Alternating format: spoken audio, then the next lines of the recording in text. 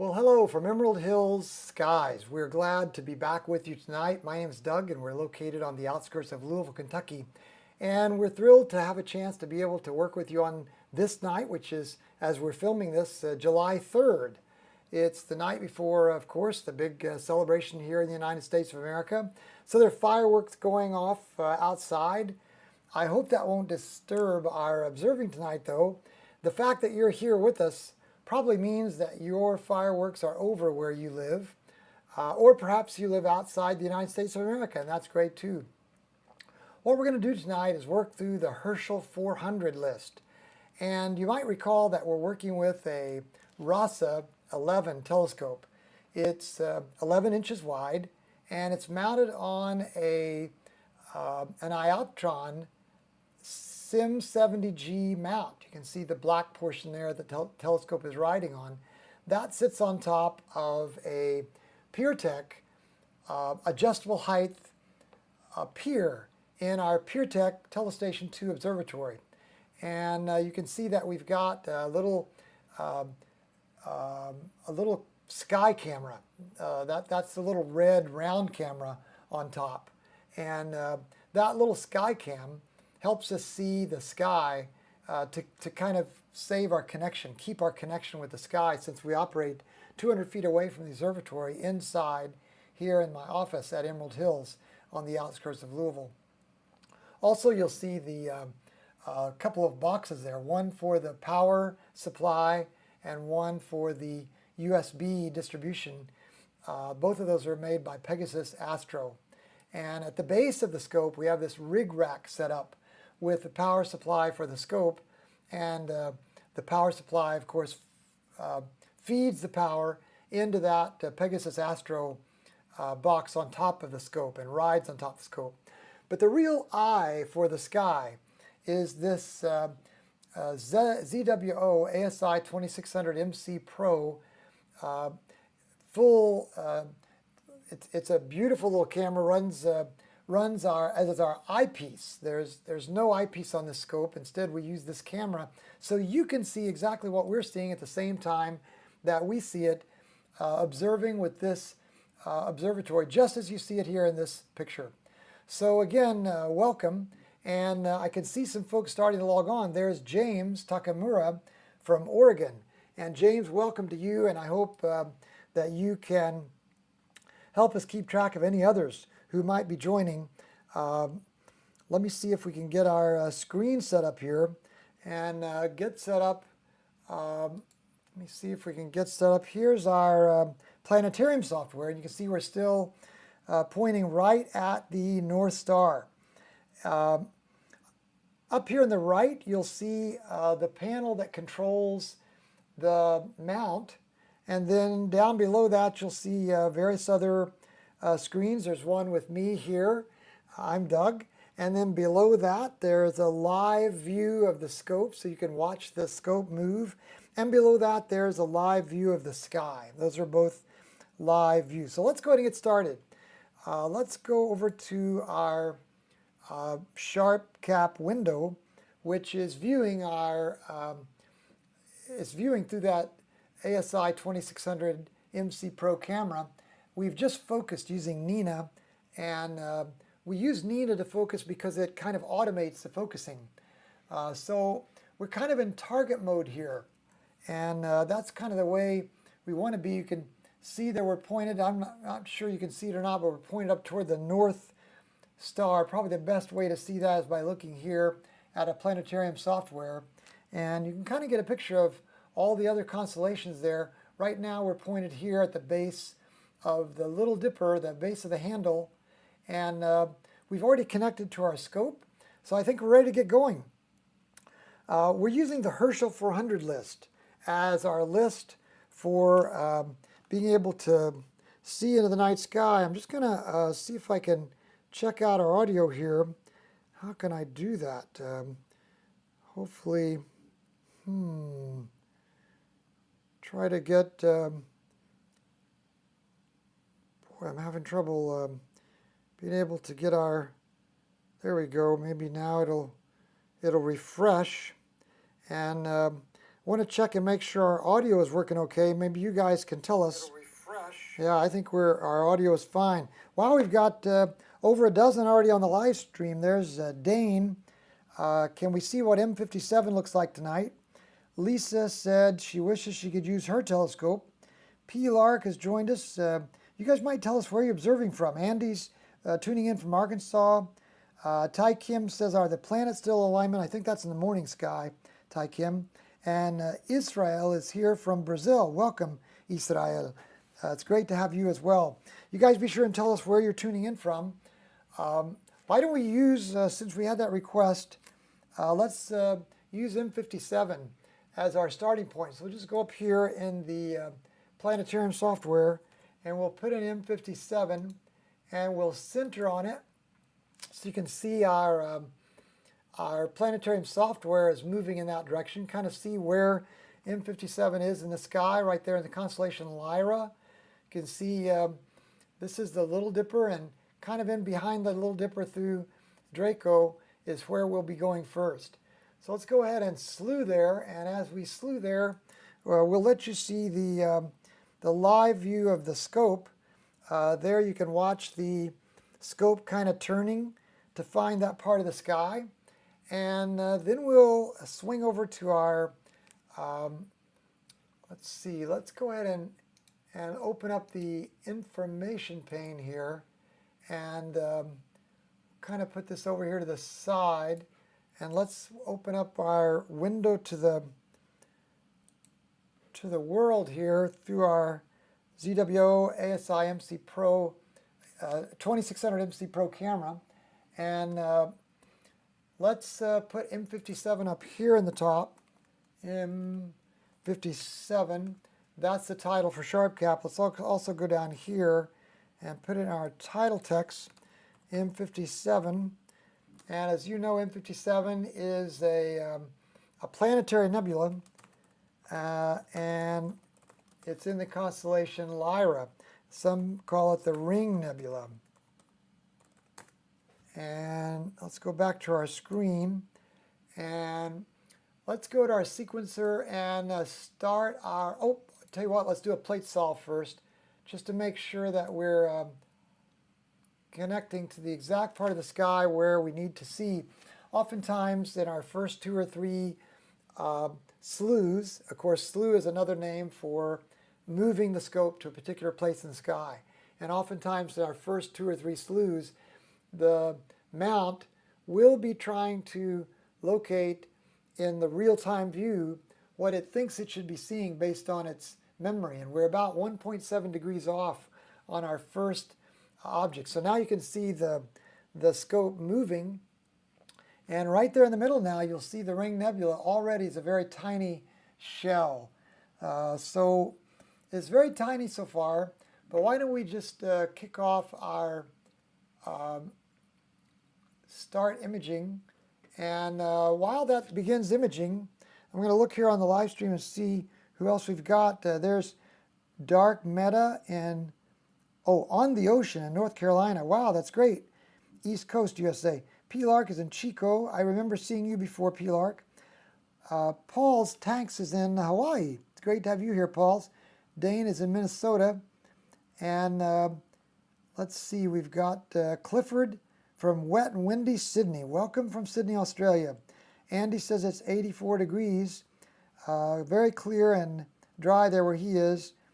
Dark Meta wishes everybody a happy 4th. And John Labraque greets us from New Mexico, deep into monsoon. Wow, if you're actually getting a monsoon rain there in New Mexico, I bet you're happy to have some moisture. Well, our Ring Nebula is getting brighter and brighter.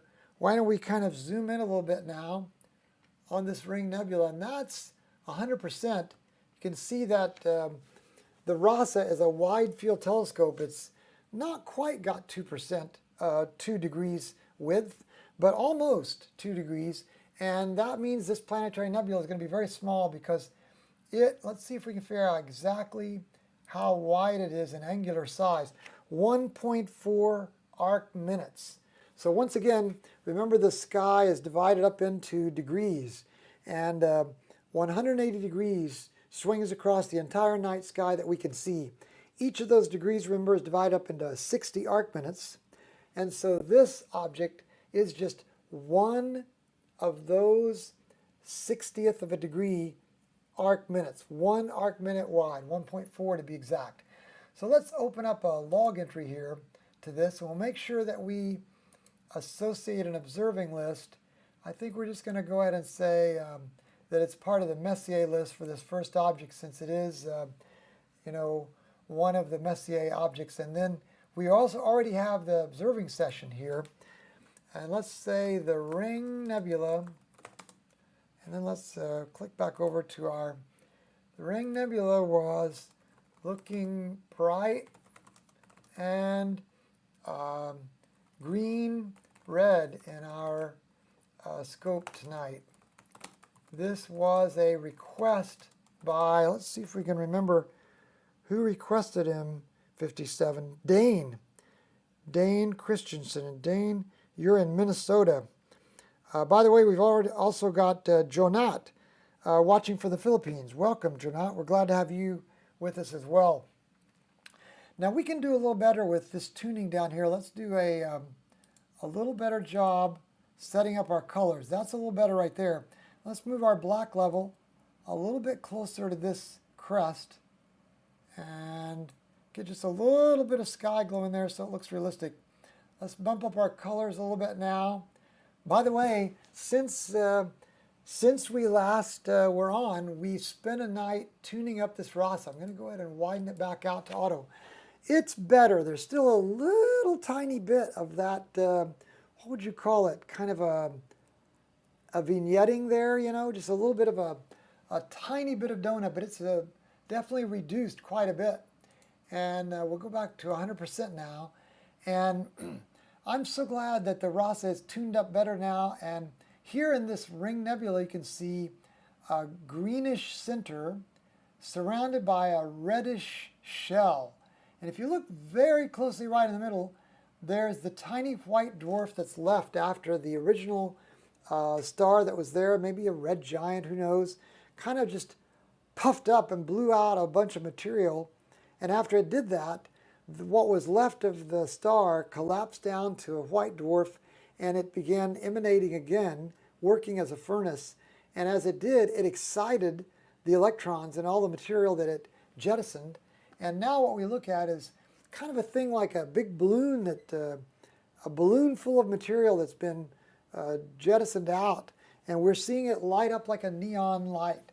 We're going to go ahead and zoom in a little bit tighter with our digital zoom so you can see a little more of that structure. We're not really seeing any more of the material because 100% is the best optics we can do, of course.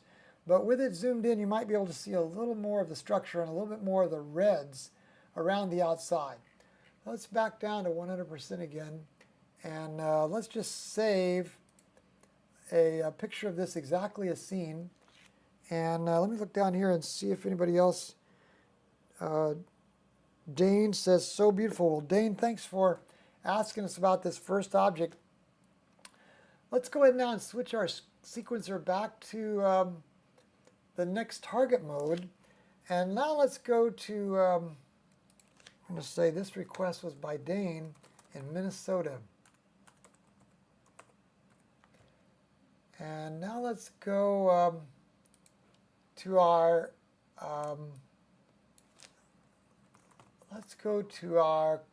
Herschel 400 working list. And as we click into this Herschel 400 working list in our planetarium software, it'll actually look through its records of all of the 400 objects. Actually now 384 that are left that we still need to look at. And it's figuring out what are the current statuses of all these. And we'll click this altitude. You can see some of the ones that are high up now because we've sorted the list by altitude. So NGC 5907 is the first object on the list, meaning that it's the highest. So what let's do now, let's go over to our list of objects that I kind of did a quick list of the Herschel 400 list that we already had. Let's go ahead and do a sort of these in order by column A here, and that'll help us to be able to figure out, have we done NGC 5907 before? And we have not. So we'll add NGC 5907 here so that we know that. And also we're going to, right at the beginning here, we're going to go ahead and add that here to our Herschel 400 observed list. While I'm thinking of it, let's center on this now so we can see what part of the sky we're going to head to. And Phoebe is greeting everybody. Okay, so we're back over closer to the meridian. And you can see here's the Little Dipper. This is the Big Dipper. So NGC 5907 lies out in front of the Big Dipper, kind of in a way between the Little Dipper and the Big Dipper. And it's here near the Serpent, Draco. So let's get rid of all those other constellations so that all we can see is that Serpent. And now let's slew to that object. And to let you see, we're going to let you see the scope cam. So you can see the scope moving around there. That's that RASA 11. On top of that, iOptron Sim 70G. Looks like we've got about 19 people watching live. And then if you're watching this recorded, just want to welcome you again. We're on the outskirts of Louisville, Kentucky. And this is July 3rd. So it's the eve of our USA celebration of independence. So you can see the scope is about to zero in on this object, NGC 5907. Let's open up an information pane about this object, and that'll allow us to be able to see it. It is a spiral galaxy. So let's go down in our title and change our title text to NGC 5907, a spiral galaxy in Draco. Okay, and then we'll go back up to our screen here. And now let's go back to our planetarium software. Let's change this title in SharpCap to NGC 5907. NGC 5907. And then let's do another plate solve for this part of the sky.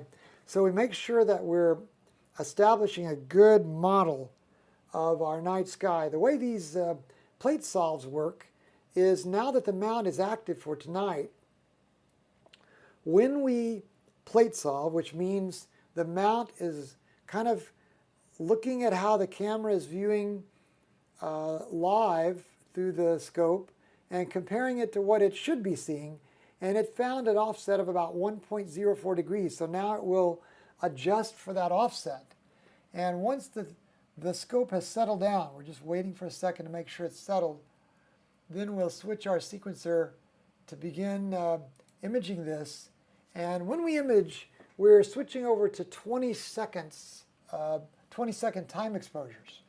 And those 20-second time exposures are shot at 100 gain. And so during these first 20 seconds, you'll see there's not very much information in here at all. And then once this bar graph reaches the top, it'll let us see what the camera saw. And you can see right off the bat, here's that spiral galaxy.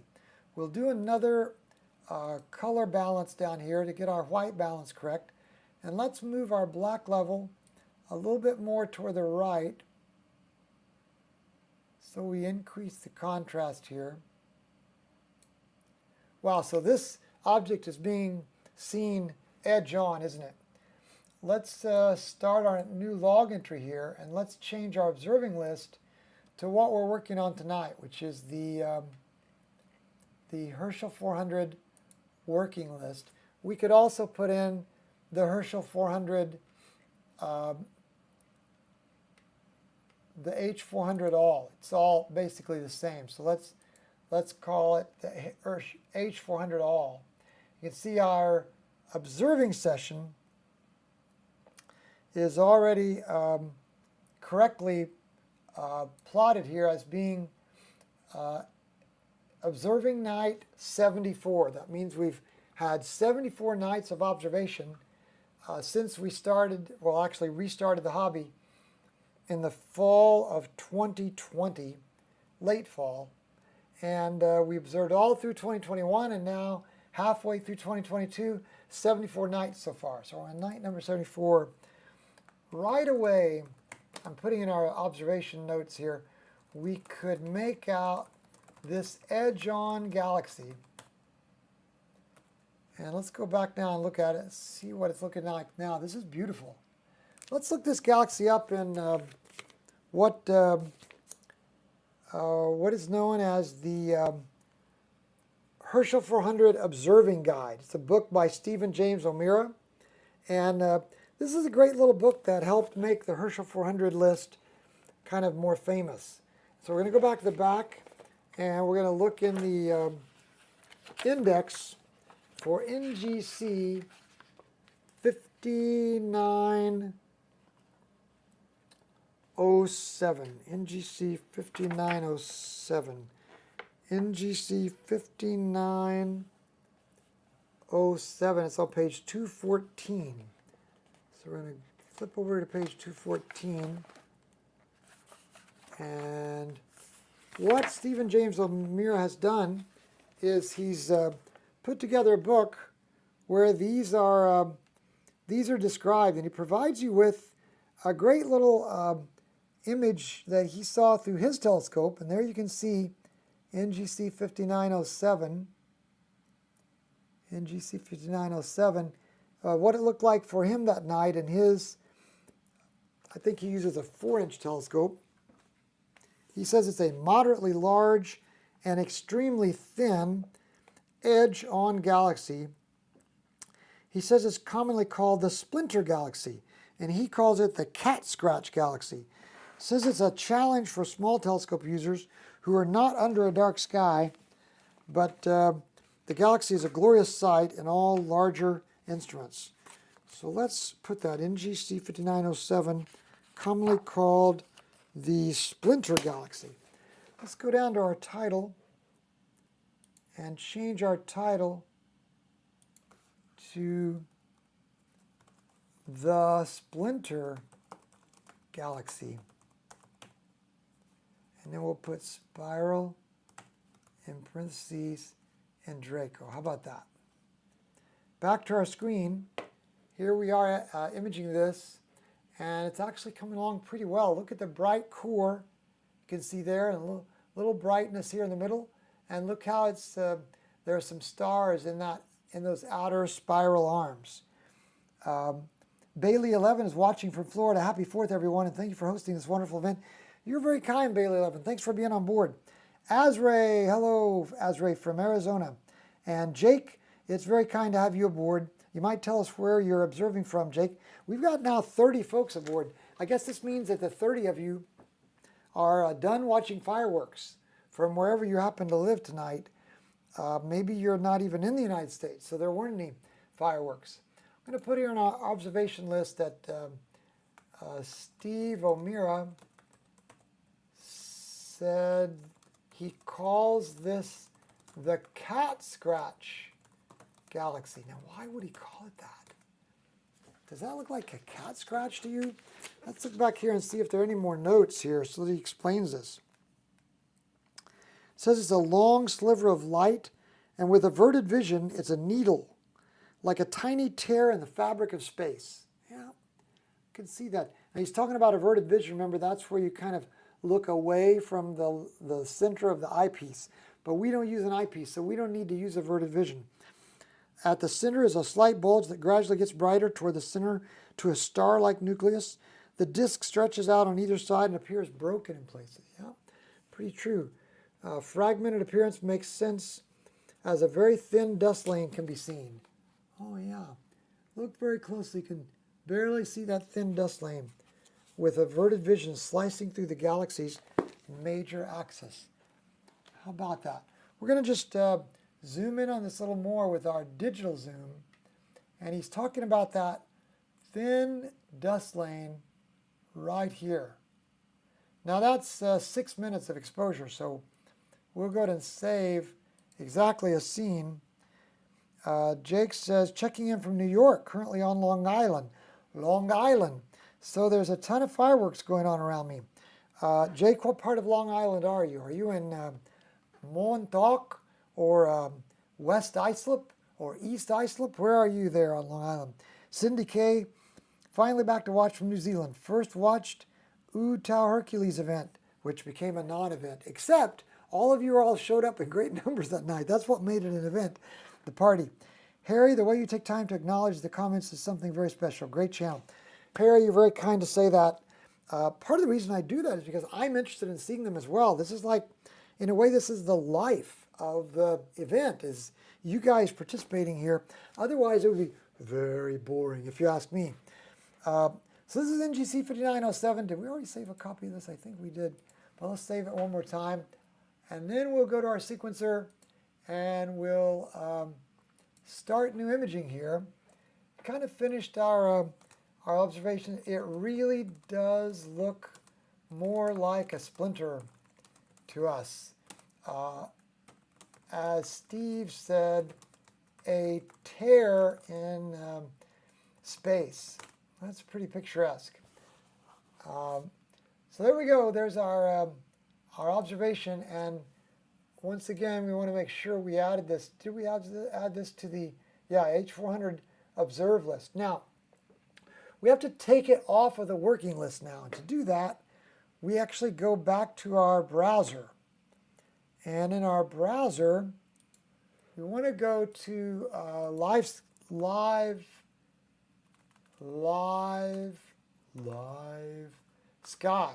livesky.com. And what this livesky.com is a way to see all of the observing list that you use in either Sky Safari or in Starry Night Pro. And so we're going to go to the Herschel 400 list, and then we'll edit it, and then we'll say here in the search panel NGC 5907, and then search for that. 5907, there it is. We're going to remove it from the working list, and then save the working list. And that way, we'll know that we've observed it. And there's one less object. I think we're down to like here it is at the bottom, 384 entries. So we have 384 out of the 400. We have a long ways to go, don't we? So I hope you guys can join us. Jake says Nassau County, close to Queens, where I'm originally from. Well, Jake, it's good to have you on here from Nassau County. That's a crowded part of the world, but out on Long Island, it's not quite as crowded. I wish we could hear your accent. The fact that you're from there. I'm not very good at impersonating this accent. Nassau County, I'm not very good. Jake also discovered this channel for the big meteor shower. It was actually said to have been a meteor storm that was going to happen, and it really didn't. Azray says, very nice galaxy. Dane, wow, Dane, thanks so much for taking time to encourage. Okay, back we go to our planetarium software. Now to figure out where we go next, one idea is we can look here in Stephen James O'Meara's book, and what he does is he basically gives us a sort of like a flight plan. And in his flight plan, he lists other galaxies that we could go ahead and see while we're at it. And let's open up our list of the galaxies that we have looked at before. I'm going to go back to screen. See, I didn't forget to 5466, 5557, 5982. Oops, we don't have 5982 yet. So let's go to 5982. NGC 5982. This is a very small and very faint object in Draco. Low surface brightness. You need to know exactly where to look. NGC 5902. So let's look here and see if we see NGC 5902. Here we are. Let's open up, let's center on that. And also open up I'm going to show the info pane on it here in Starry Night Pro. We've never observed this object before. So let's slew there, and we'll send you guys to the sky cam so you can see not much movement. Boy, in the sky cam you can see all of the stars. Let me go there with you. I wonder, let's see if I can go there. Yeah, I'm going to go there with you. Can you see my pointer? No, you can't. We're going to have to go to, how do I show you my pointer? Almost have to go to screen view. Now you can see my pointer. So let's get our bearings here. This is the Big Dipper. So look here at the handle of the Big Dipper. And there's the bowl of the Big Dipper. And this little black shield that you see is actually the front shield on the RASA telescope. This little dew shield here. Maybe on our outrigger, you can see that shield better. So here's the camera that you're looking through for the sky view.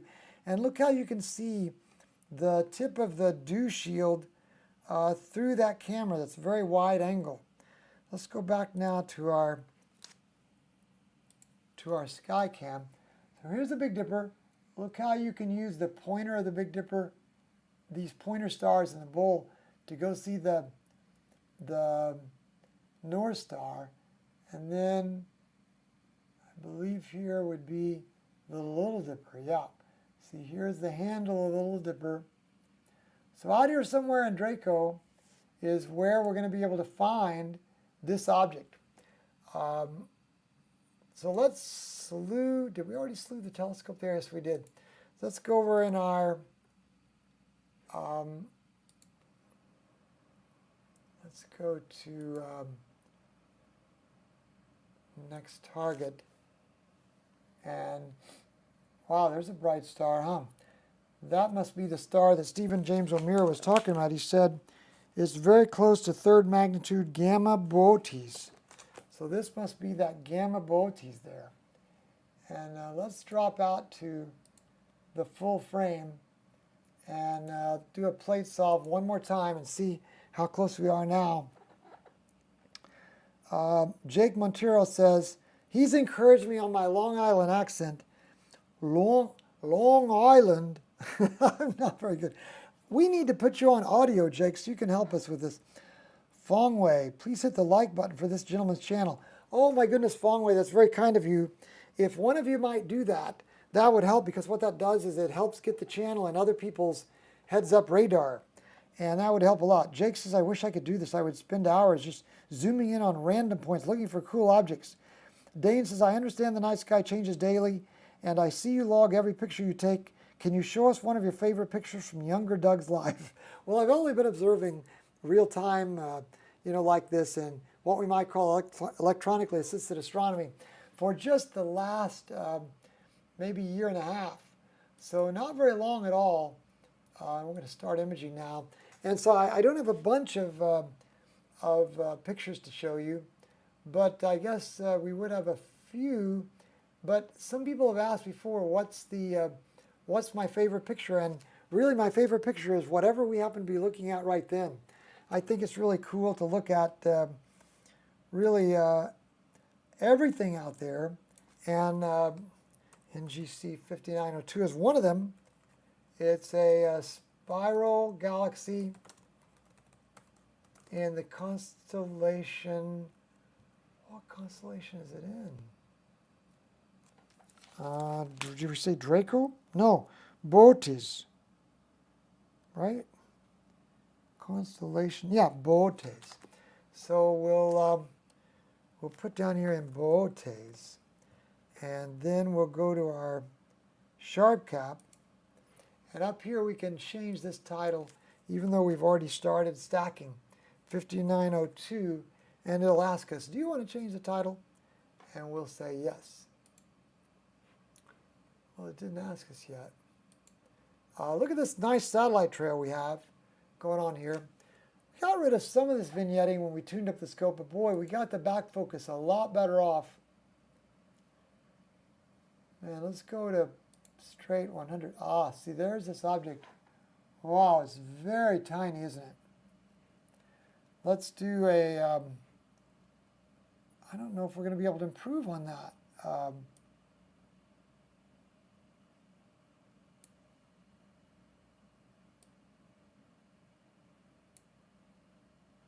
This object is right there in the middle. I'm going to hold my shift key down and just try to fine-tune that white balance. We want to get in some of the sky glow so it looks realistic. Let's bring the mids up a little more. So I think that is right there. That is this object. Man, it's tiny, isn't it? Let's look at what 1.3 arc minutes. Boy, we're not seeing very much of it yet, are we? It's only 14.7 magnitude. And there's no description of it. So we'll create a log entry. And notice it kept all of our settings. H400 all is our observing list. And then observing night 74. And we'll say this object is teeny tiny. Let's go back over here to the real-time view of it. Wow. This is very challenging. Let's go to our planetarium software. And let's, while it's stacking there, boy, how do we get to our planetarium software? Let's do like that. Now let's zoom in here.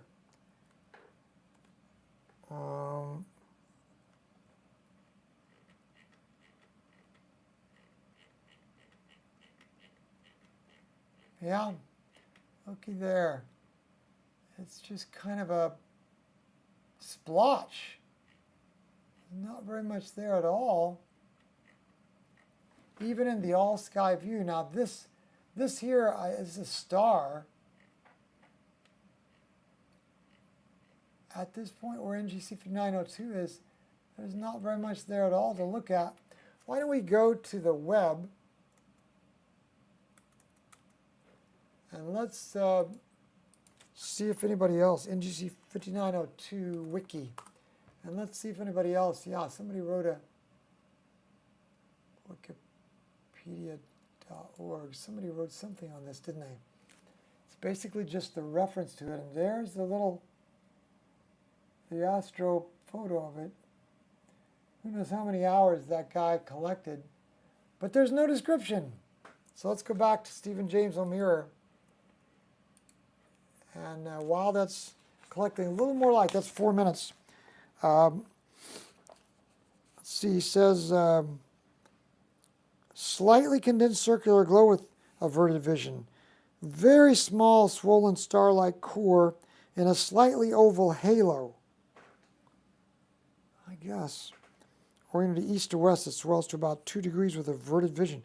Larger telescopes may show a dim star immediately southeast of the nucleus. So see his view. Let me get you in webcam here now. And you can see Stephen James O'Meara's view. It's just basically a splotch. But if you look closely, see that little star just to the side of the splotch? Let's see if we can pull that star out. This is 11th magnitude.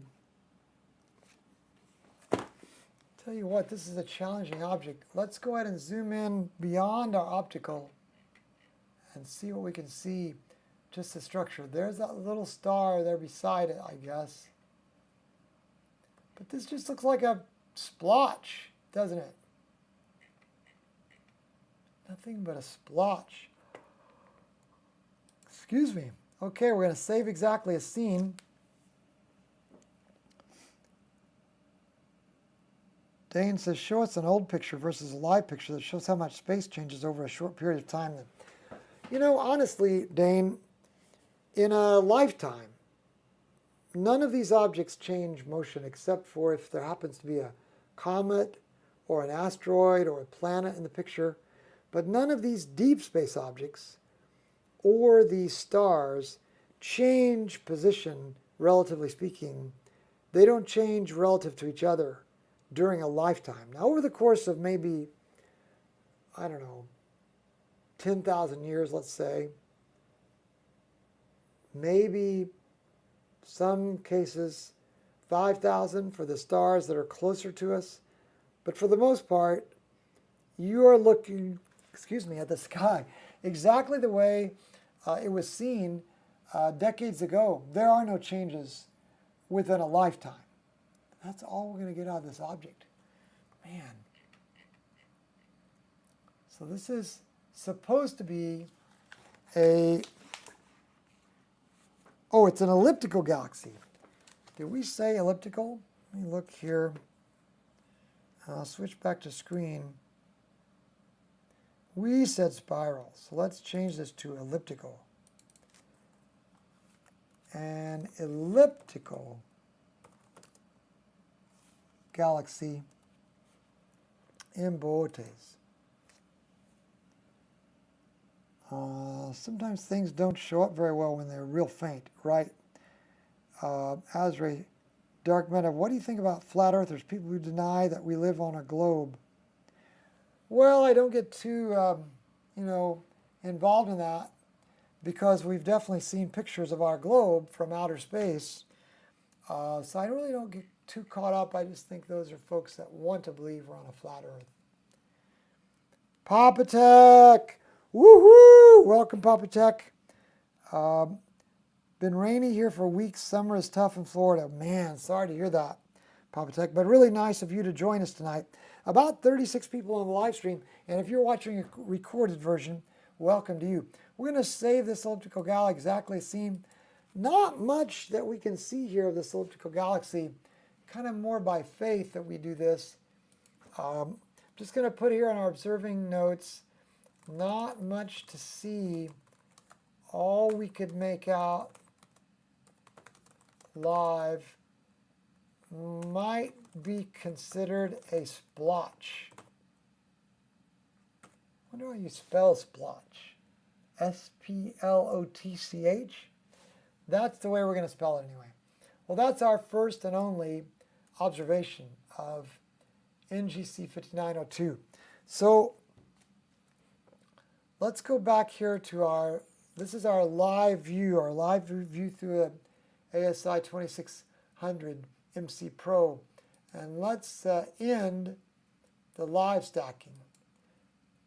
Sorry, that was the wrong sequence plan, the wrong macro. Let's go here and say next target. And then let's go back here and let's find out what Stephen James O'Meara suggested we look at next. I wonder if I got those mixed up.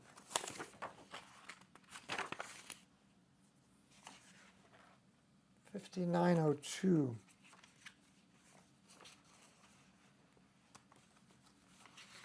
I wonder if I did. NGC 5902. Let me just look that up one more time. NGC 5902. Wow, NGC 5902. So somehow, when I put in 5902, I slipped off the list. It should have been 5982. Man, I'm so sorry, everybody. 5982. There we are. Well, if we were doing this as a recorded stream, we would fix that. Now, we did get to see 5902, so you were looking at the right object, and we did talk about it, but it is not on the Herschel 400 list. But you really did get to see 5902, and it really was our first observation of it. Let's slew to it now, and we'll show you the SkyCam version, or I mean the ScopeCam version. Not much movement there. Let's go back to the screen and let's go to our, so now we'll make sure we say 5982.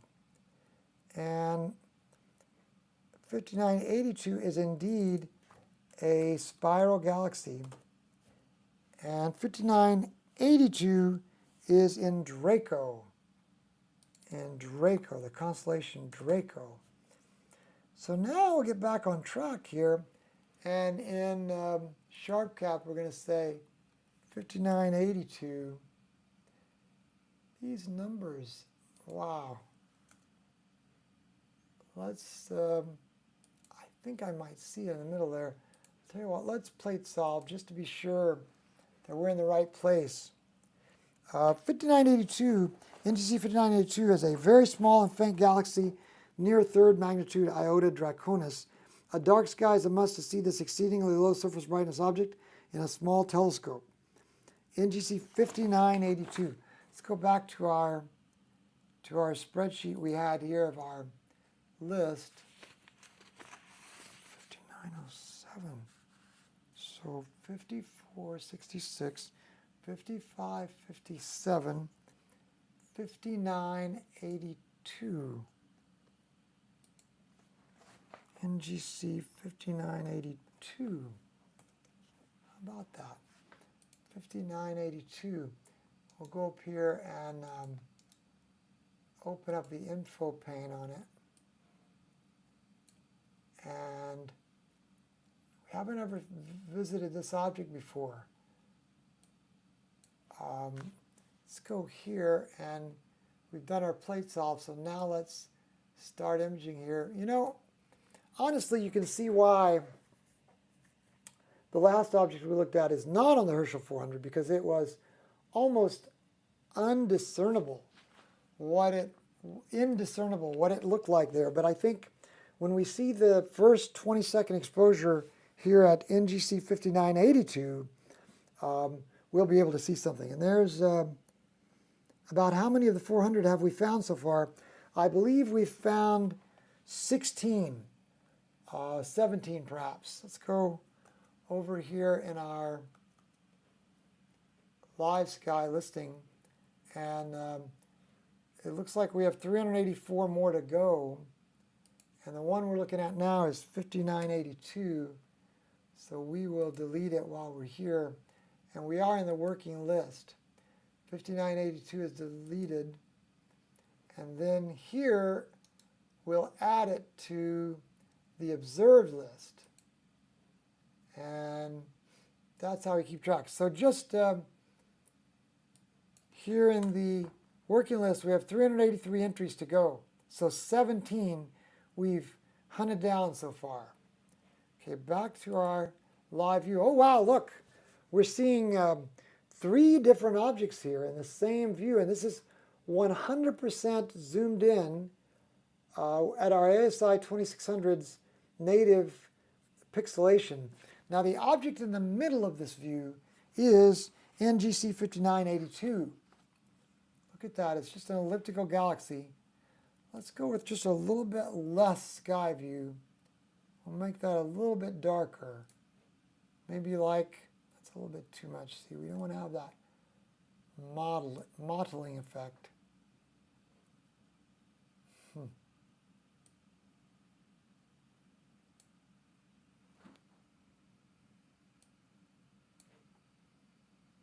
So there's this elliptical galaxy. Stephen James O'Meara wrote that although other galaxies populate the field, NGC 5982 is the brightest. And it is the brightest, isn't it? Under a dark sky and a 4-inch, it's visible only as a speck of fuzzy lint. I'm going to go here and do an observation and say, Steve O'Meara called NGC 5982 a speck of fuzzy lint. Pretty accurate, actually. Okay, but you know, in our RASA 11, it actually is beginning to look like an elliptical galaxy. Let me show you the picture Stephen James O'Meara shows in his book. Look at that. That's NGC 5982. And it pretty much is exactly what we're seeing in our view.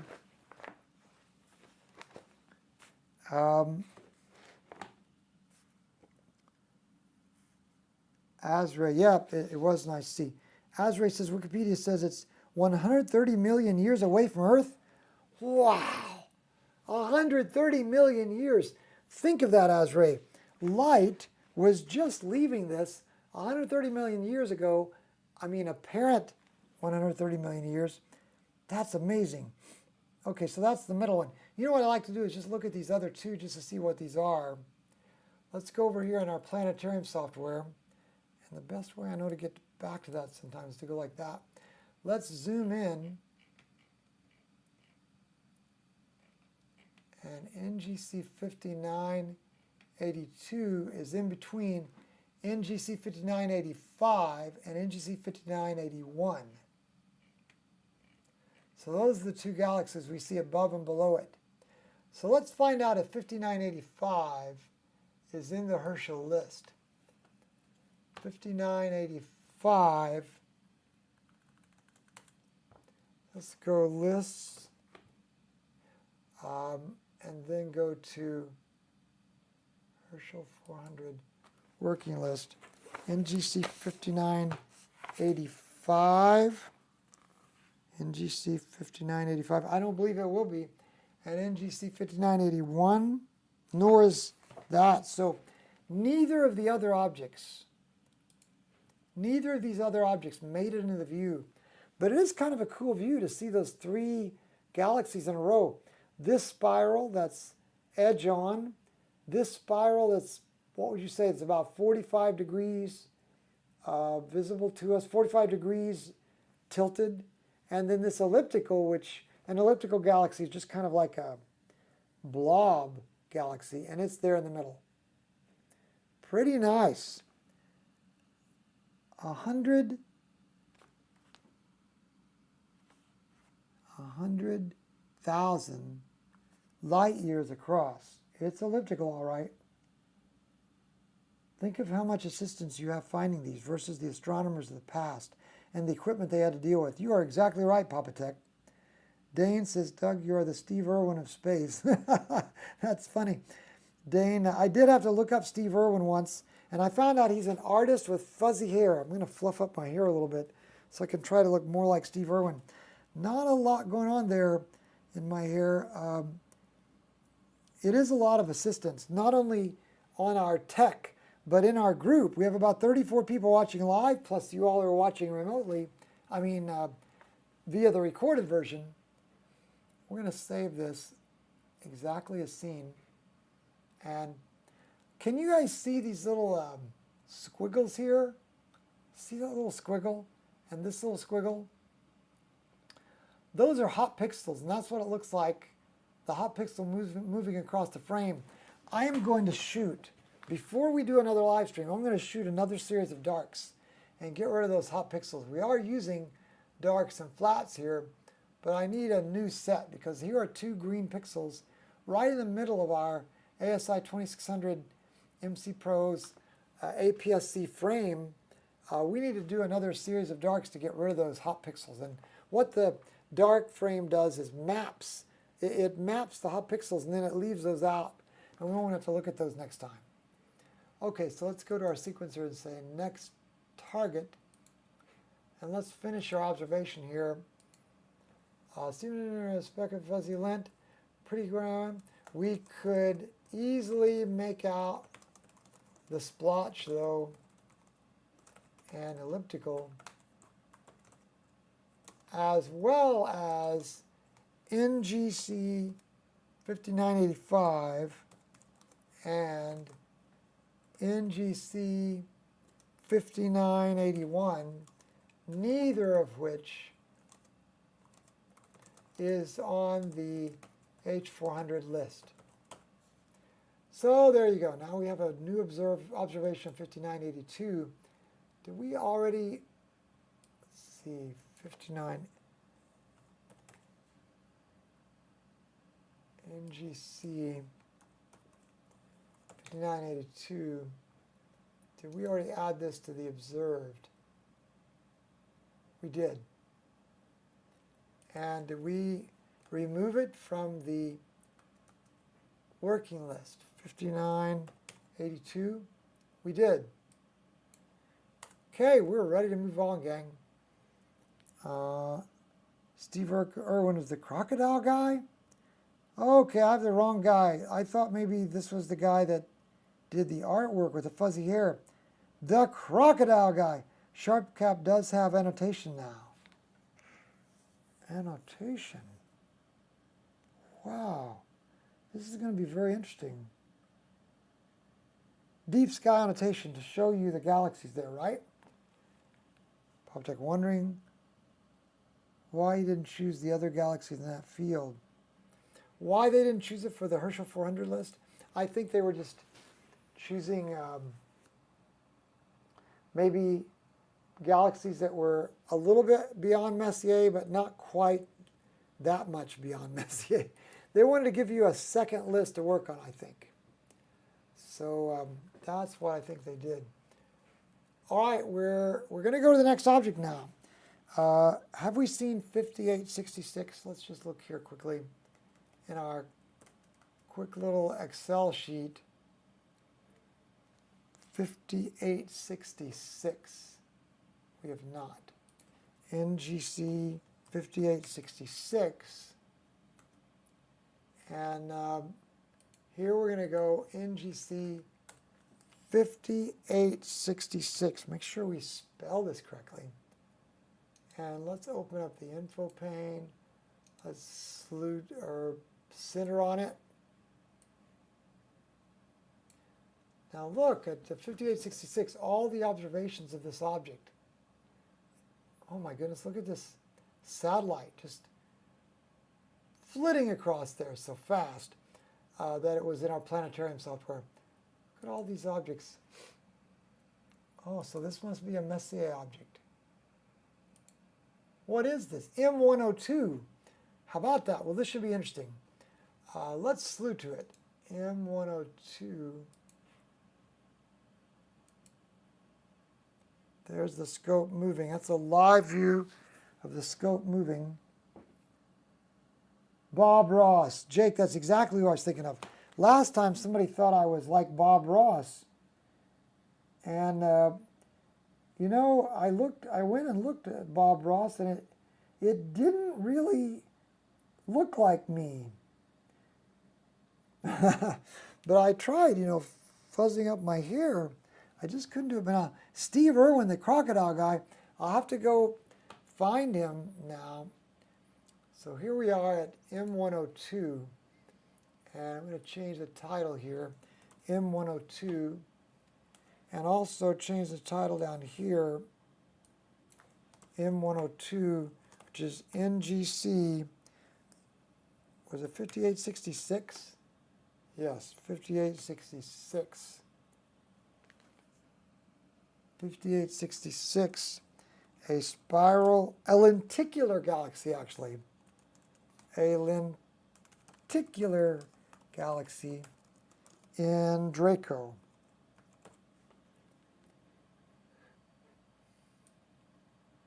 Look at that. Right there, we're already on it. So let's go to our sequencer and go start imaging. Now, while that's imaging, let's go over to a browser and let's say difference between lenticular and spiral galaxy. The main difference between spirals and lenticular is that the latter class, lenticular, are devoid of spiral structure and contain little or no interstellar gas and dust. Lenticular galaxies occur, albeit rarely, in the general field, but they comprise the dominant constituent of many rich clusters of galaxies. So let's have a look at this in our planetarium software. Sure enough, there are several other Hipparchus star objects, but I don't see a lot of other galaxies. M102. M102 is probably a mistake. Messier most likely recorded a duplicate observation of M101 and never saw the galaxy, which we now call M102. Also known as NGC 5866, this is a large edge-on lenticular galaxy with a thin, dark lane visible in larger telescopes under dark skies. A small telescope reveals an elongated glow gradually brightening towards its center. M102 is the brightest member of a large group of galaxies, the NGC 5866 group. So let's go back here and something like that. And this is just now starting to image. We've got about 100 seconds.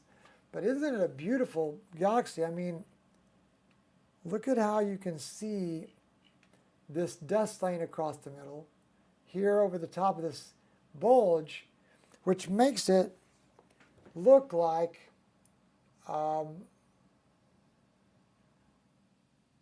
it has a very wide center, huh? Boy, it sure is an interesting galaxy. It almost looks like a sombrero, doesn't it? Even though it's not the famous sombrero galaxy. 5866 should be called Spindle Galaxy. Pier-Tech says wrong screen. Thank you, Pier-Tech. You saved me. There you go. Yeah, thank you, Jesse. Appreciate you guys helping me see that. This is a very interesting galaxy. It looks a bit like a sombrero, but it's not the famous sombrero galaxy. Instead, it's just a large edge-on lenticular galaxy with a thin dark lane visible, and we can indeed see that thin dark lane. Look how we can make that out. See that thin dark lane there? Dark matter, bro. You're definitely like Bob Ross. Genuine and wholesome. That's probably what they meant. Oh, that's very kind of you, Dark Matter, to encourage like that. I want to know who the Steve Irwin guy is. Let's go see if we can find Steve Irwin wiki.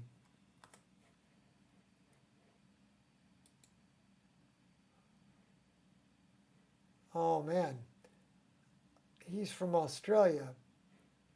The crocodile hunter was an Australian zookeeper. Oh, he passed away in 2006. Conservationist and television personality. He grew up around crocodiles. Let's go to YouTube and let's look for Steve Irwin.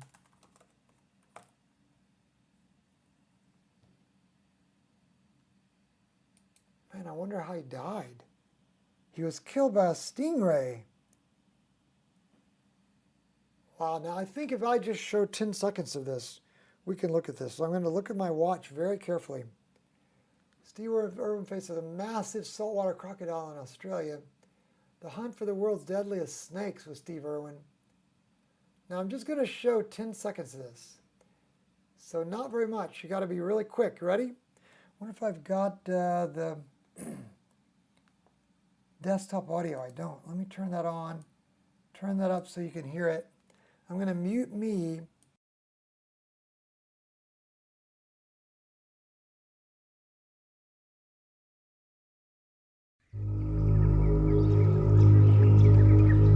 In the northeastern corner of Australia, where the top end meets the sea, lurks a relic from the days of the That's all I dare show. I don't know what you guys could see there, but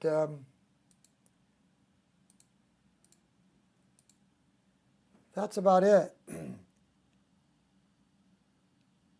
And daughter, Pier-Tech. Oh, Jake and daughter. He always says, crikey.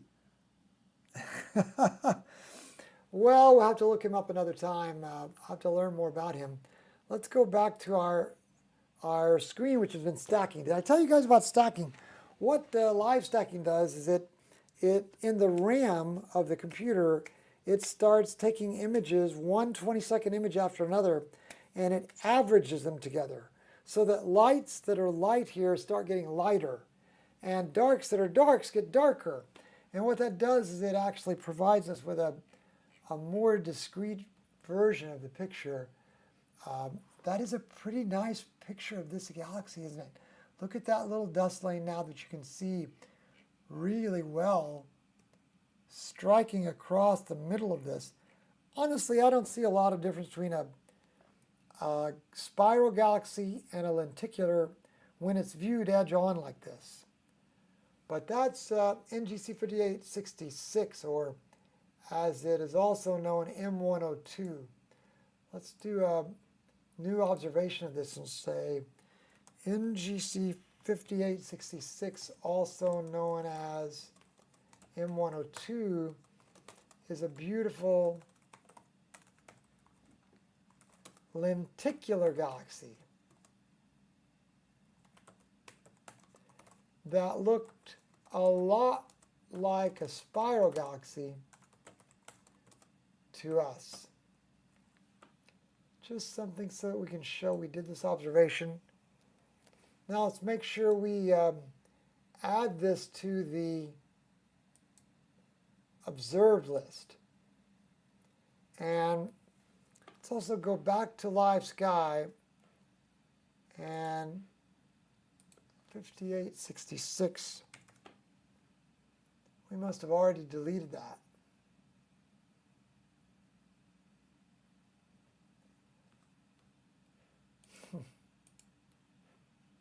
Beautiful. Beautiful image. Look at that. It almost looks like a sombrero galaxy, doesn't it? Okay, let's go to our next target now. Next target. And let's go back to Stephen James O'Meara. And after 5866, he recommends you go to 5907. Did we do 5907 yet? Let's go back here. Yes, we did 5907. And then he says go to 6453. 64, we have not done that. NGC 65, 6543. And let's go find that. NGC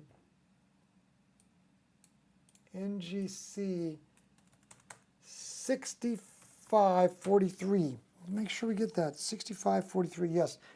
And oh wow, it's going to be a planetary nebula, so let's center on it. Let's slew to it, and we'll show you the scope cam.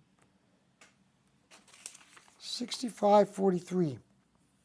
It's a bright planetary nebula, and it's in Draco. It's highly condensed and appears stellar at low power, but moderate to high magnification will show it's a greenish disk to most who seek it.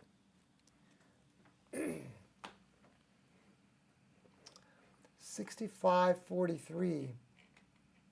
You see what he's saying is, if you look at it through a small telescope, it just looks like another star. But if you can get the telescope a little bit bigger, then it begins to look like a disk. And remember, that's why the early astronomers called these things planetary nebulae, because they reminded them of a disk of a planet. I wonder if this is also something else. It's not, but boy, Cat's Eye Nebula. We've sure been here before, as recently as April 15th. And in 2021, March 27th, 2022, February 19th, and 2021, August 23rd. Very difficult planetary nebula. So let's go here now, and let's back out to 100%, and let's plate solve to make sure we're spot on, okay?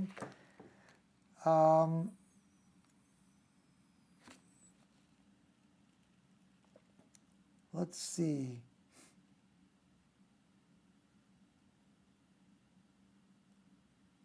Crocodile Hunter. If Carl's, man, imagine if Carl Sagan was still alive and he hopped on chat here. That would be insane. Azray, stung by stingray. Dane, Doug has the same energy as Steve, so wholesome.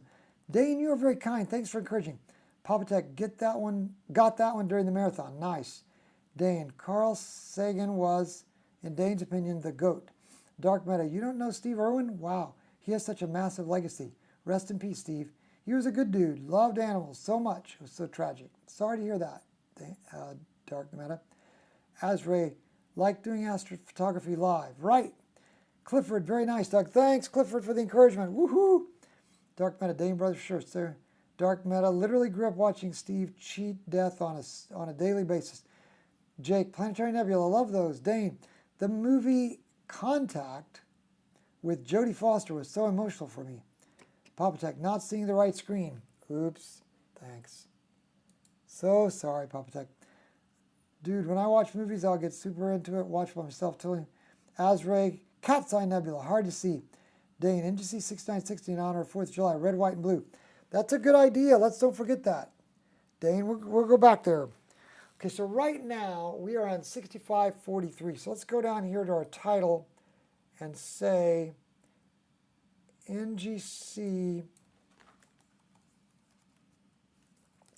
6543. Is that right? 6543. Well, that just counts off. 6543.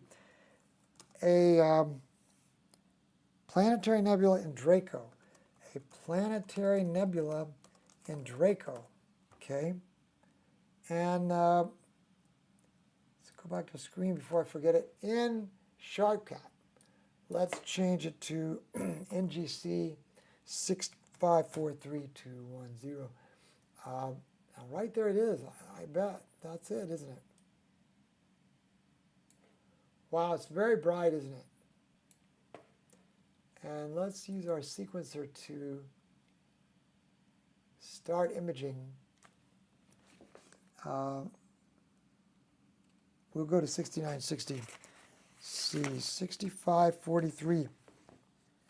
Stephen J. Zomira wrote, it's a bright planetary nebula 5 degrees east of 3rd magnitude Zeta Draconis. Let's back off here. Oh, right there you can see it. So this must be the planetary nebula, and that's the bright star Zeta Draconis, I bet. Yeah. Nice. It's highly condensed and appears stellar at low power. Quick viewed at 23 times in the 4-inch NGC 6543 looks stellar with direct vision and swells with averted vision. The nebula shines with a pale green color. At higher powers, the planetary nebula shows an 11th magnitude central star inside a bright, luminous ring that is surrounded by a diffuse shell of pale light. 6543. Let's go to this little spreadsheet here and make sure we wrote this down. Yes, we did. Right there it is. And then let's go here and make sure we put it in H400 observed.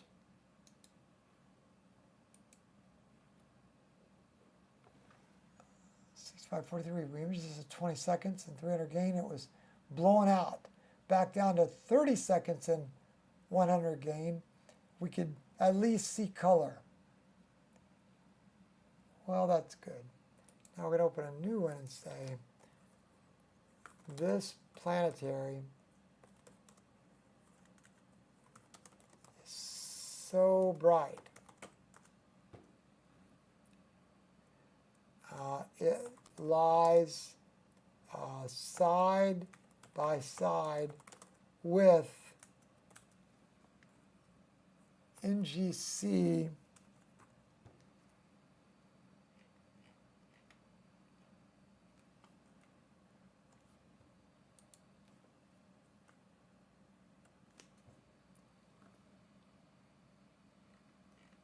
6543 lies side by side with NGC 6552. And what's the one over here? NGC 4677.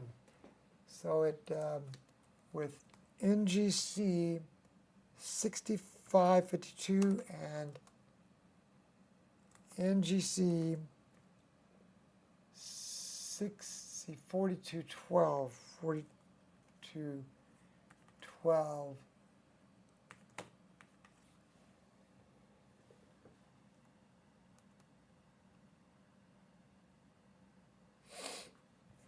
see. 40 inches.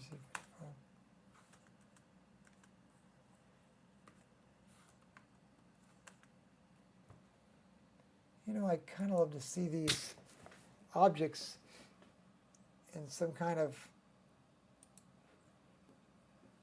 photography software. How about you? What? Does that say what I think it says?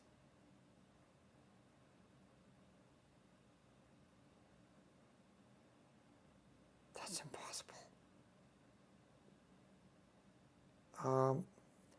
Dark matter. I observed a localized gas nebular object just now. That's a Flatwater 5. I'm late. Say it ain't so. What's up, kids? Dane 6543. Never seen this one. Papa Tech. Gotta run. Fantastic as always, Doug. Appreciate you taking the time to bring these into my home, especially when weather's not. Javier Rojas. Javier Rojas. It says that Javier Rojas just gave. Does it say Javier Rojas just gave $400? Is that possible? And then he gave $2. Flatwater 5 gave $20.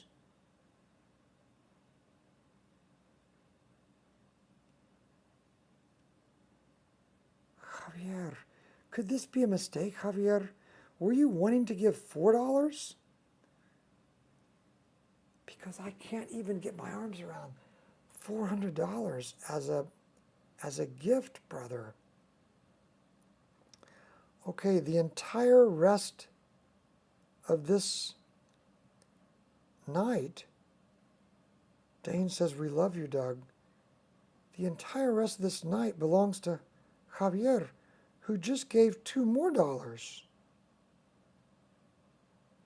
Okay, so maybe he meant to give $4, because there he gave 2 and 2, so now maybe there's some way to retract that 400.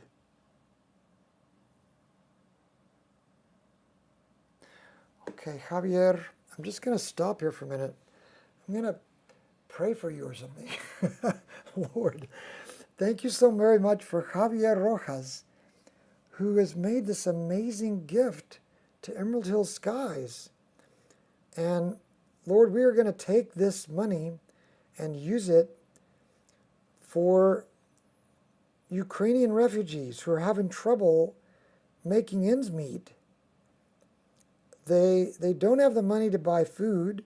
They don't have any money at all. They've escaped a war zone, and they're trying to make it in a very expensive place like Poland or Frankfurt, Germany, or wherever they are. Thank you for this gift that Javier has given, and would you bless him in a way that he's never been blessed before? In this mighty way, would you, Lord, if I could just be bold enough to say, would you knock his socks off, that something very special could happen to him in light of this gift. This is amazing. In Jesus' name, amen. Javier, you can just name whatever other objects you want to see, and everything else goes on hold. We'll just go wherever you want to go, Javier. Okay, well, in the meantime, while we're getting that all figured out, here's this planetary nebula. Now, it looks so bright. Let's see if we can find a way. It's just blowing out, isn't it? Man, I don't know if maybe we went to smaller exposures. Look at how much difference this black level makes. Look at this little bit of what looks to be maybe a little, let me see if I can zoom into that for you guys. Look at this little bit of nebulosity here. That's just so strange, isn't it? Let's go over to our planetarium software and see if that nebulosity is something. I don't see that nebulosity marked unless it's IC4677. Planetary nebula. So there's another planetary nebula out there in addition to 6543. But you know, looking at this picture of NGC 6543, it looks exactly like ours. It's just a blown out eyeball, isn't it? Very little color.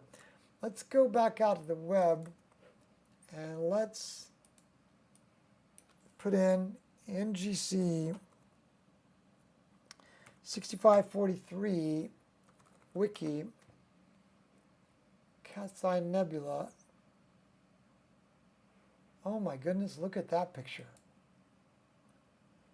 Oh my goodness, isn't that beautiful? Now this is an X-ray and an optical composite image made with, I'm sure, Hubble,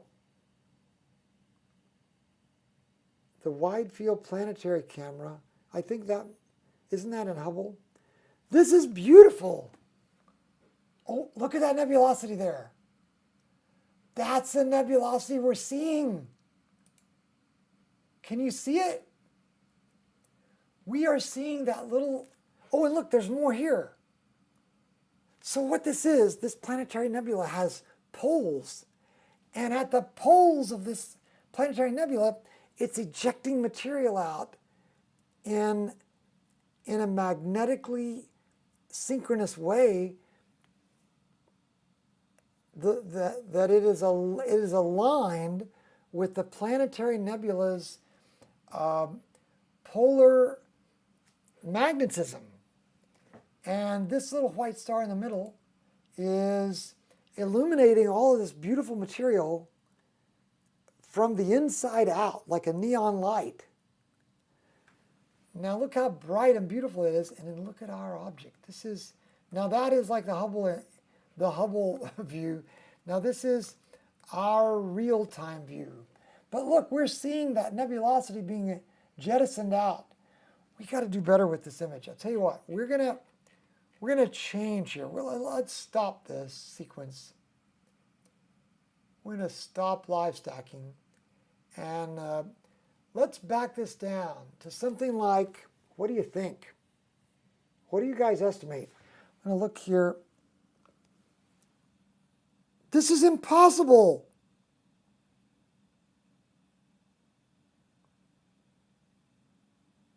$420 sitting there. So is it 400 real? If I had the money, I'd drop $1,000 on this. Javier, did you intend to give $400? And then after that, Dane gives $100. That's $500. Dark Meta throws an explicative out there and says, Dane, look at this man. Flatwater 5 says, God bless you, man. Oh my goodness.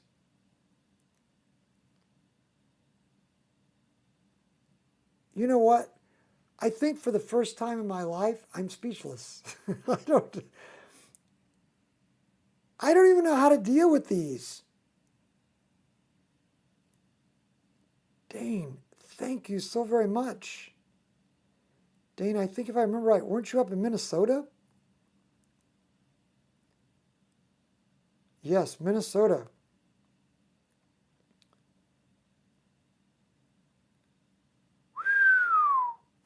Okay.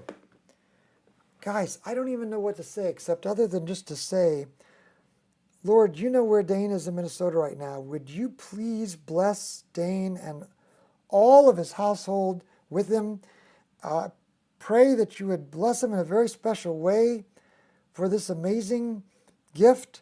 And once again, my commitment to you, Lord, as you are my witness, we are going to plow this in with Ukrainian refugees that don't have a way to get by. We're going to buy food for them. And if they're going back into Ukraine to try to get started in this war zone, we're going to try to get them food and maybe a way to repair their house that might have been blown up or something.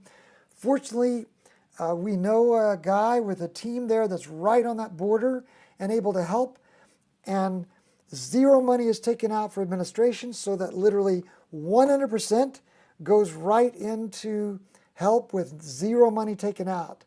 And so literally 100% of these funds will go to that. Thank you for Dane. Bless him tonight, Lord, in Jesus' name. Amen. You guys, thank you so much. I think this is amazing. Let's make this 5 seconds long at gain 100 and see what it looks like in a real-time view.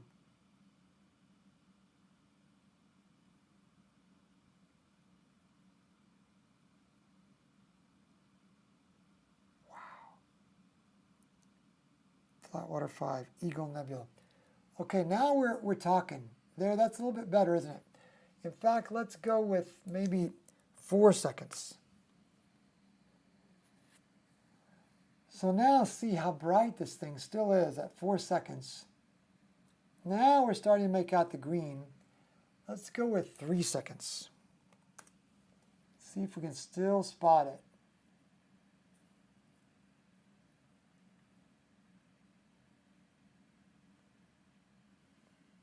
Now I think we might see a little bit of the central star. Let's go ahead and go with 2.5 seconds. Yeah, that's it. That's what I want. 2.5. Okay, now let's start stacking those at 2.5 seconds, and we'll clear the live stack. So we're starting from scratch. Boy, did that just blow out again? That is still blowing out, isn't it? Let's try 1 second and clear the live stack.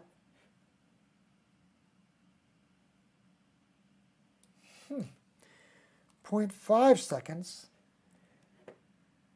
and clear the live stack. Now we're seeing some color. So let's go with 0.2 seconds and clear the live stack. There we go. Now let's try to zoom in on this. Boy, it's going to be very pixelated, but that's the center of this thing. So we go back to the Hubble shot. What we're seeing now is this center star.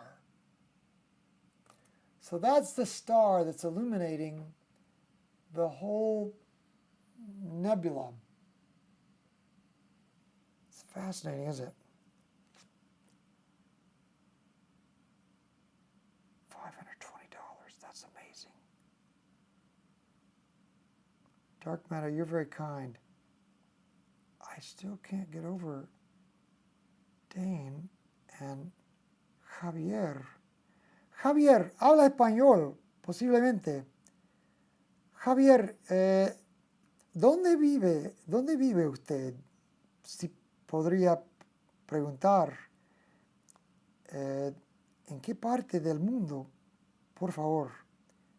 Why is there nothing around that nebula? Well, this is the center star, perhaps, that is illuminating the nebula. So now that we've got that star anchored in this live stack, let's go back up to about 2 seconds.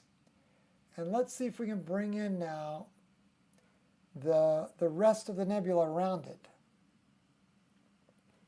Let's do a color balance of what we've got. Bring down the black level.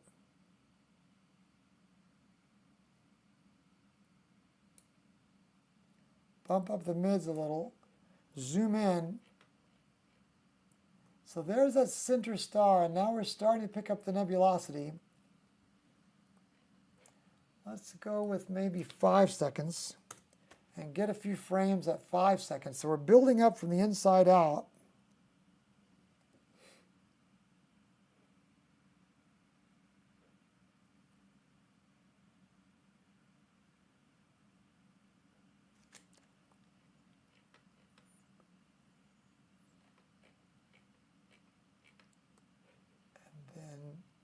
Got a couple of 5 seconds. Now let's go back up to 10 seconds and pick up the rest of it.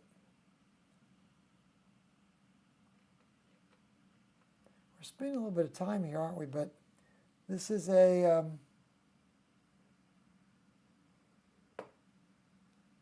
looks like we've got some ignored frames there, don't we? Let's go. It couldn't align. Maybe there weren't enough stars to align. I bet that's the case. We had such a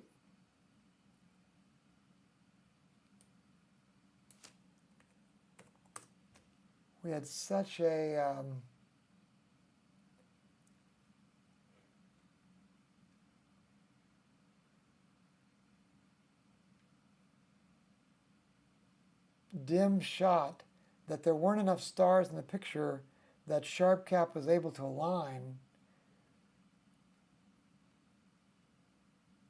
the frames on top of one another, huh? Let's go look at our mount.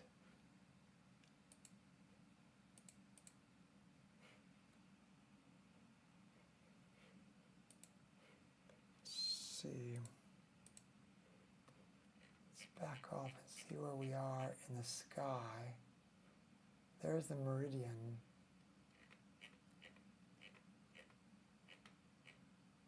So it's not northeast. No, we shouldn't have crossed the meridian yet, because sometimes the scope will stop moving when it gets to the meridian, but that hasn't happened.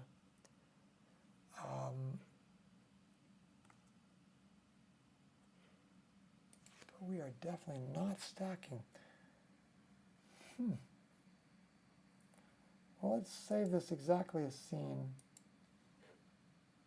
6543. Let's go back to more of the live view and start again here.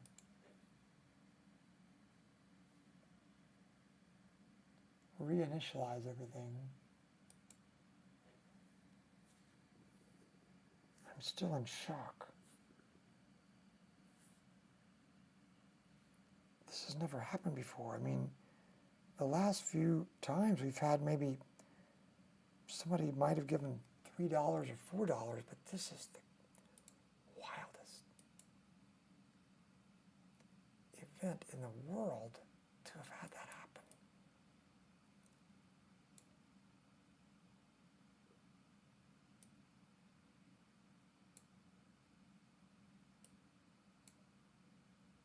You can definitely see that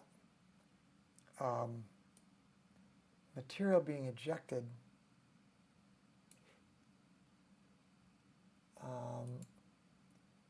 Go here and add our observation for tonight.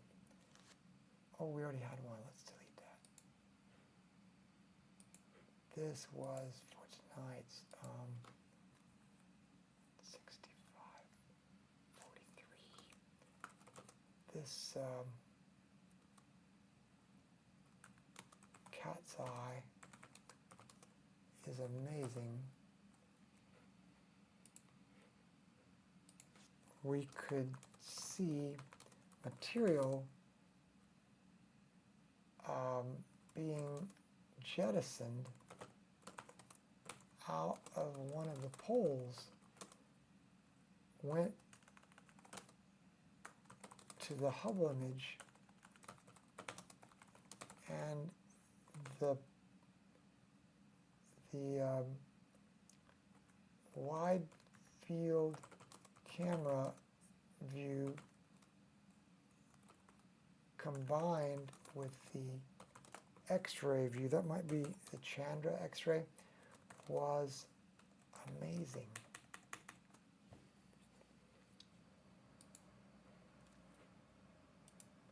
Boy, we just cannot compete with the Hubble, can we? Rats, bummer. That is so beautiful, isn't it? So let's remember this, guys. 6543, look at the way the polarity has aligned this material that's being jettisoned out. I'll do another 50 if you'll show NGC 6960. NGC 6960 on its way. 6543 is gone. Let's cancel out of this and go back to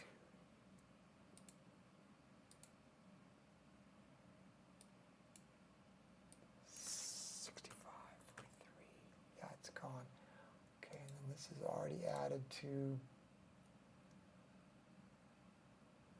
observed. Okay, we're looking for NGC 6960. NGC 6960. Center on it. NGC 6960.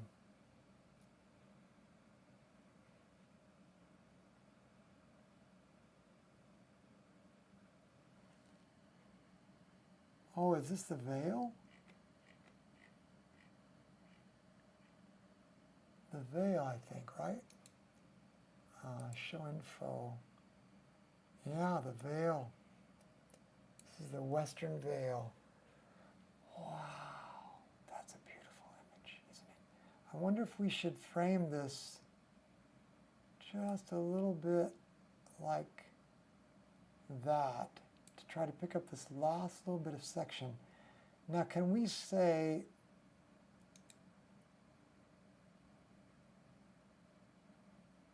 how do we say slew to where it's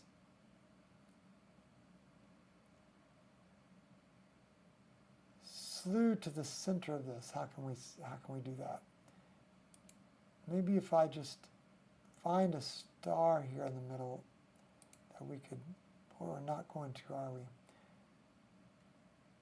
I thought there was a command that, oh, that's going to be a little too far over. How about that? This. There.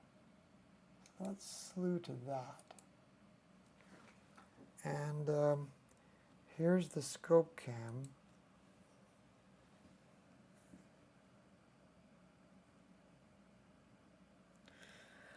I am at a loss for words. You guys have, can you send me the picture to print? Absolutely, Dane. Absolutely.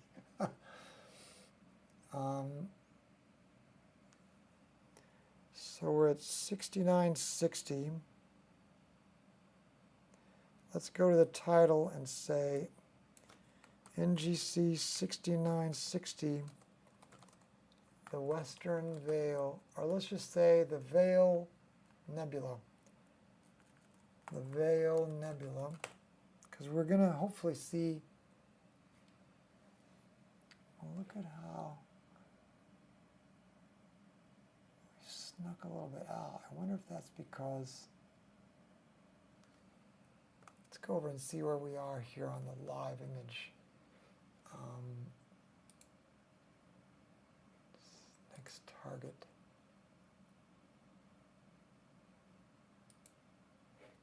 And let's go out to full auto, and let's go to plate solve.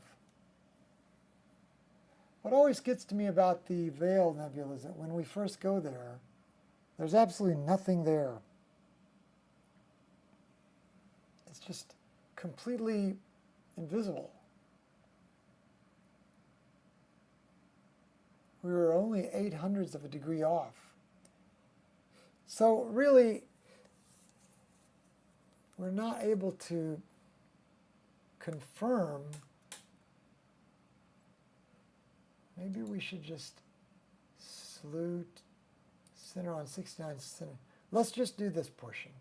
And that way we'll make sure that we get to the right place.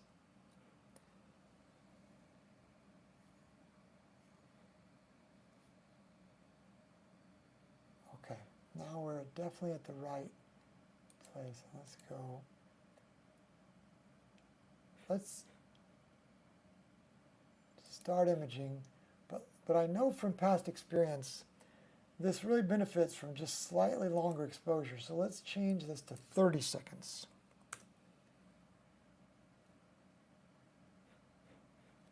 And do a color balance here.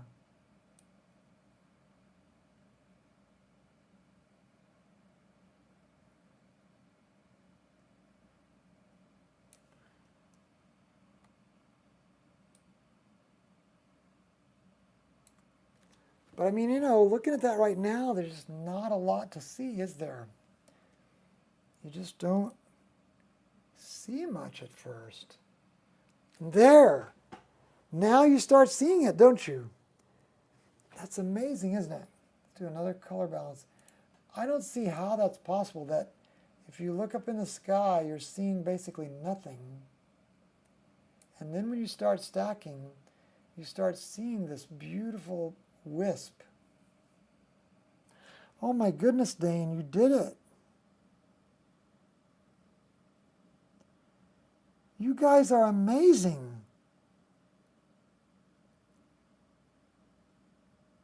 This seems so impossible to me that this could be happening.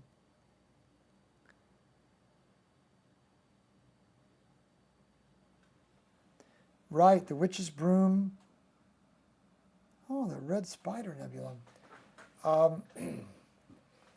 Now we have, if you look back here in the planetarium software, see how we have ended up viewing more of this part of the nebula, which is the western veil, I think. And sure enough, that's what our planetarium software tells us that we're seeing. Whoops, sorry, screen. That's what our planetarium software tells us that we're seeing. Now let's go back into our sharp cap and look at the real live view.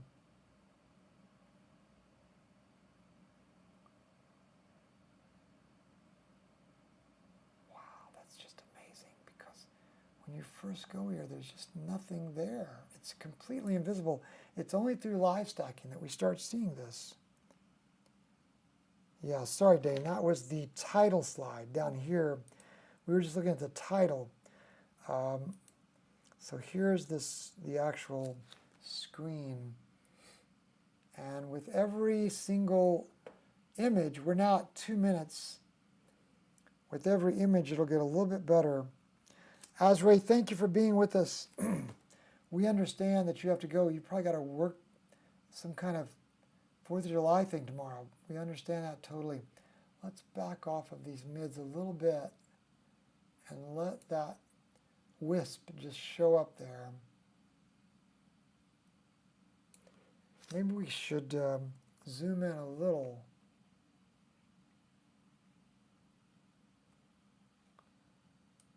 There's that wisp.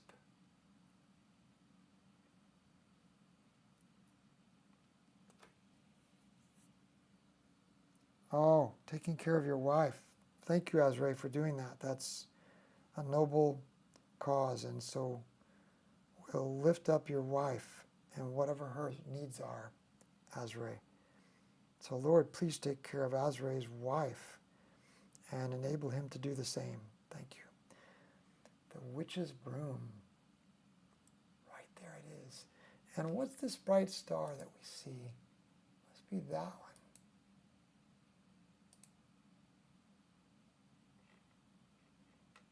What is that bright star? See, that's a...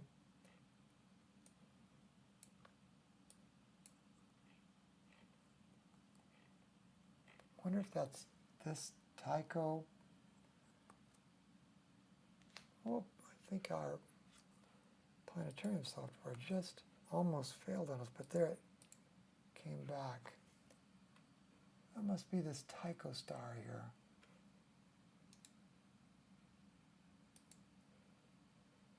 No, it's this. It's 52 Sigma. Yeah, 52 Sigma. It's amazing, isn't it? And with every exposure, that wisp is becoming more and more defined. I wonder if we...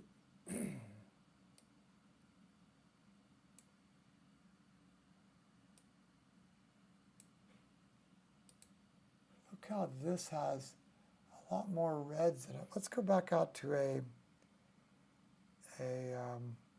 browser, and let's open up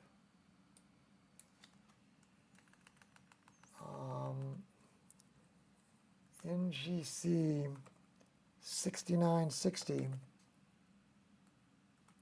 wiki. Look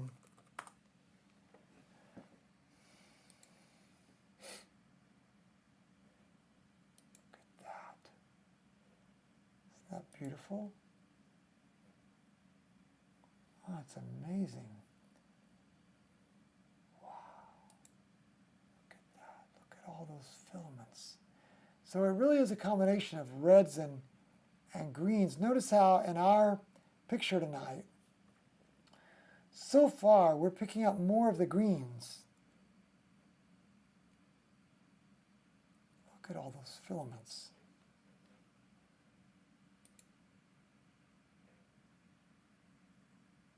Oh, did it tell us?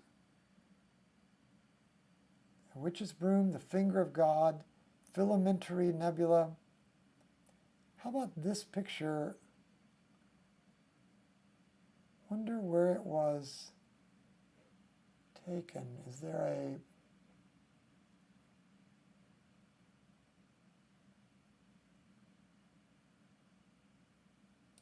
description page that tells us who captured this?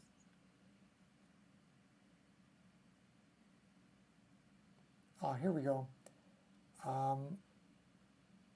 It's a 3-frame mosaic taken with 5 different filters, red, green, and blue. It emphasizes the hydrogen and the oxygen. And it's 39 hours of exposure time. No wonder it's beautiful. So this picture that you're seeing here is 39 hours of exposure combined. It's stacked together, 39 hours. Now let's go back to our real-time image, which so far is just 7 minutes. And look how we're picking up first the greens.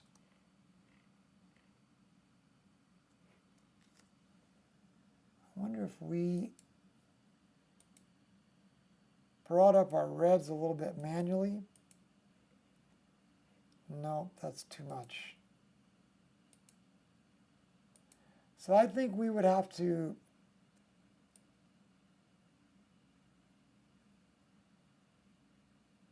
capture a few more minutes of this. Now there we might be starting to see some reds. But mostly these are all still greens, aren't they?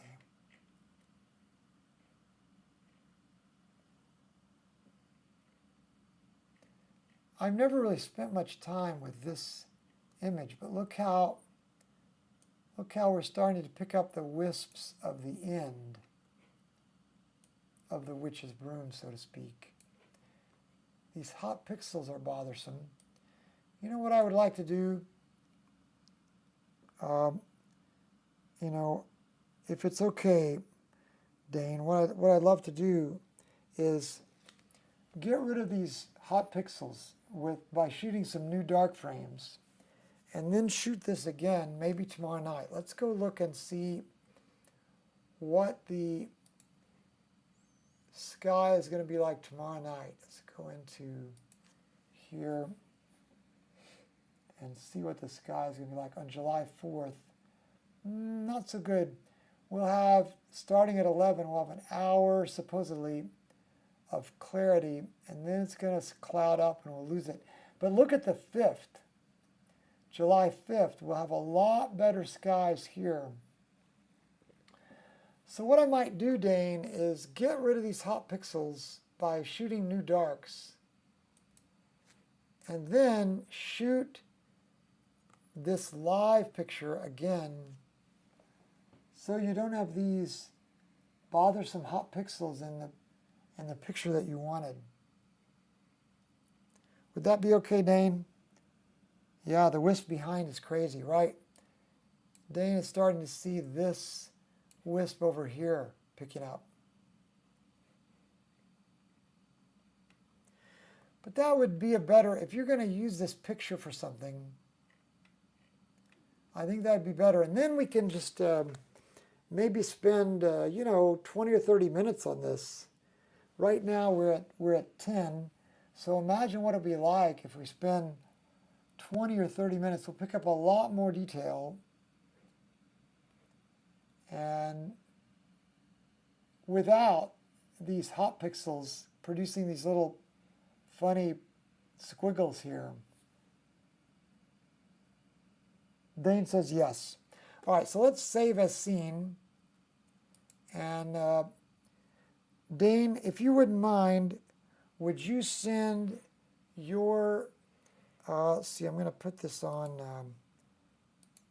that for a second. I'm going to go here so I can comment. Dane, would you please send your email address to doug@emeraldhillskies.com. doug@emeraldhillskies.com. And maybe just send your email address to me there privately. Don't put it on the live stream, of course. And then I'll make sure that we send you this picture tonight, just as soon as the broadcast is over. And then in addition, I'll, Lord willing, do a better one tomorrow night after we've gotten rid of these squiggles. So we're going to save this again exactly as seen.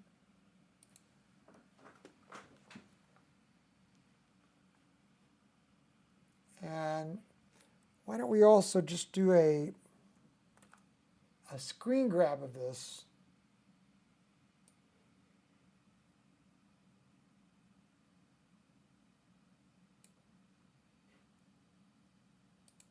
And we'll call it Western, or let's name it by its real name, NGC 6960, 12 minutes, 25 frames on 2022-0704 now. Happy 4th of July, Doug. And we'll put this in on desktop. Sharp cap captures. We'll save it right there. I don't think we can do any better if we bump this. Oh yeah, that will make it a little brighter, won't it? Look at that. Maybe right about there. Let's see if we can darken the sky a little and increase the contrast. Yeah, that's probably a better view of that. So let's do one more frame capture here.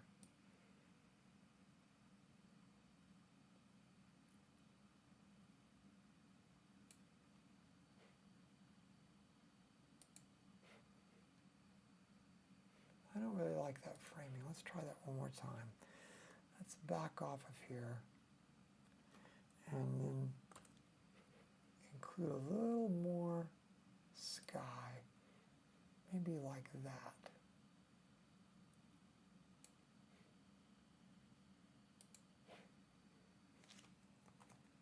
And call this NGC 6960. Let's go back to our libraries and go to, desktop. Sharp cap captures. Go to G66960-14 minutes, 29 frames, 2022-0704, Doug. And that's the one we'll send you, Dane. And over here under this, say, one of our observers, one of our live observers, Dane, requested this image. It was beautiful even after just 14 minutes. Western Vale. Okay. It's amazing. What a difference 14 minutes of stacking can do. Clifford, thanks for being with us. What an amazing night, gang. Well, we did pick up some objects from the Herschel 400, didn't we? We finished off this 6543, the Cat's-Eye Nebula. Let me go back to our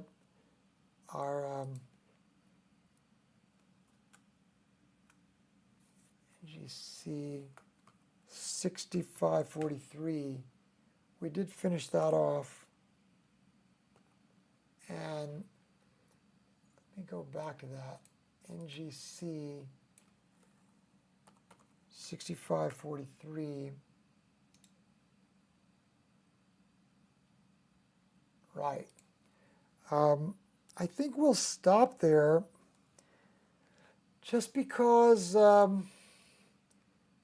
it's such an amazing night in terms of what you guys did for the world. Honestly, I've never seen anything like it before. The way you rallied around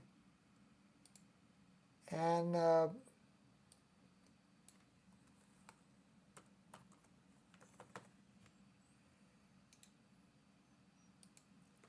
what you've done for Ukrainian refugees in watching science here, combining that together, is unlike anything I've ever seen.